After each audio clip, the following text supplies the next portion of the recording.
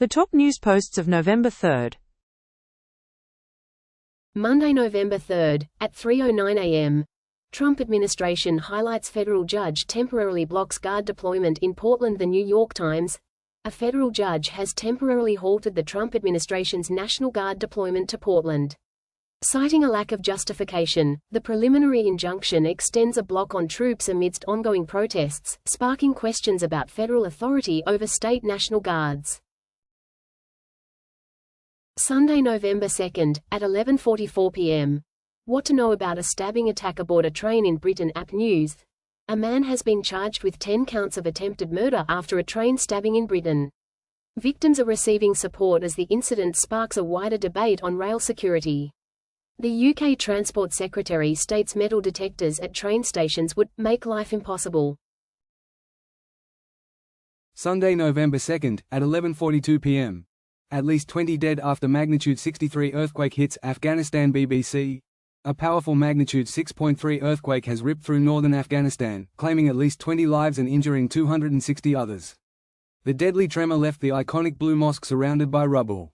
Afghanistan is no stranger to seismic activity, making it particularly vulnerable to such devastating events. Sunday, November 2nd, at 11:01 p.m. Arrests in Louvre heist show power of DNA databases in solving crimes. The New York Times. Authorities have announced arrests in the Louvre heist, thanks to DNA databases. 4 suspects are now in custody, with prosecutors characterizing them as petty criminals, not organized crime, in connection with the theft involving the museum's crown jewels. Sunday, November 2nd, at 8:28 p.m. Trump reverses course on attending Supreme Court arguments this week. Politico. This week, the U.S. Supreme Court tackles a landmark case, putting former President Trump's tariffs to their biggest test yet. The world watches as the 9 justices consider the future of trade deals and potentially impact an estimated $90 billion in tariff revenue. Industries, from toy manufacturers to global corporations, are bracing for a decision that could reshape international commerce. Sunday, November 2nd, at 8:14 p.m. Mexican mayor shot dead in public during Day of the Dead celebrations. The Independent. A Mexican mayor known for his anti-crime stance has been shot dead during Day of the Dead celebrations. The outspoken official, who had urged the government to tackle violent crime and declared war on cartels, was killed by gunmen. Mexico City's mayor, Claudia Sheinbaum, has pledged justice following the murder. Sunday, November 2nd, at 7:47 p.m. What to know as Nigeria rejects US military threat over alleged Christian killings. App News. We begin with developing international news. President Trump has ordered the Pentagon to prepare for possible military action in Nigeria. Citing alleged killings of Christians, the president suggested options include ground troops or airstrikes.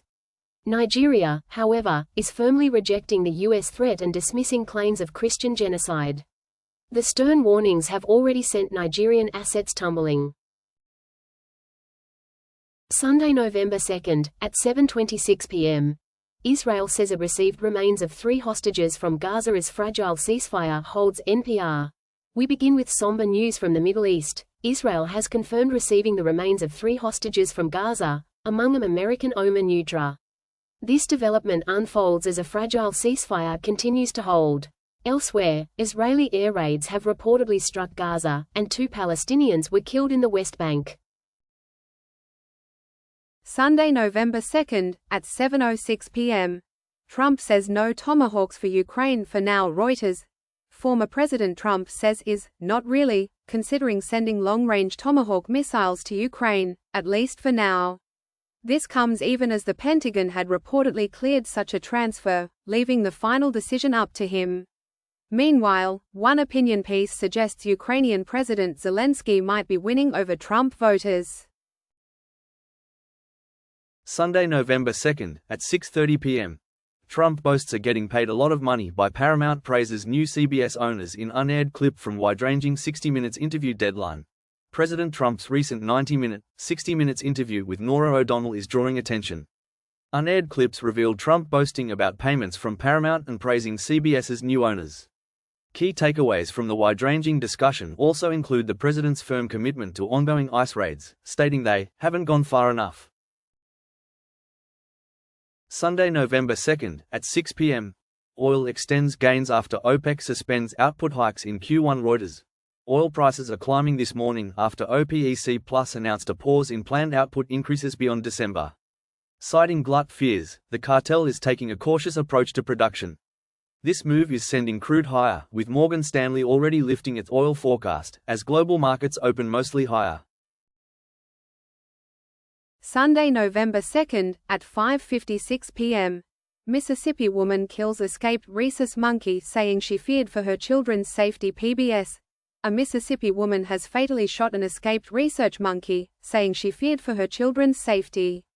The rhesus monkey had been at large since a truck carrying it crashed and overturned. Authorities were searching for the animal in Jasper County when it was encountered by the homeowner. Sunday, November 2nd, at 5:20 p.m. Besant says SNAP payments could be made this week. Axios. Good news for SNAP recipients. Payments could resume as early as this week, potentially by Wednesday. The Treasury Secretary confirmed the possibility, as the Trump administration faces a Monday deadline to respond to a judge's order. The recent government shutdown cut off these vital benefits, leaving many facing shrinking funds, hard choices, and long lines at food pantries. Sunday, November 2nd, at 4:26 p.m. NYC mayoral candidates ratchet up intensity on final day of early voting. CBS News. The battle for New York City mayor is intensifying as early voting draws to a close. Candidates are making their final push, with polls indicating Zohran Mamdani's lead is narrowing. The big question: can Mamdani win back critical voters, including those who supported Trump? Allies are rallying, making for a nail-biting finish to this high-stakes race.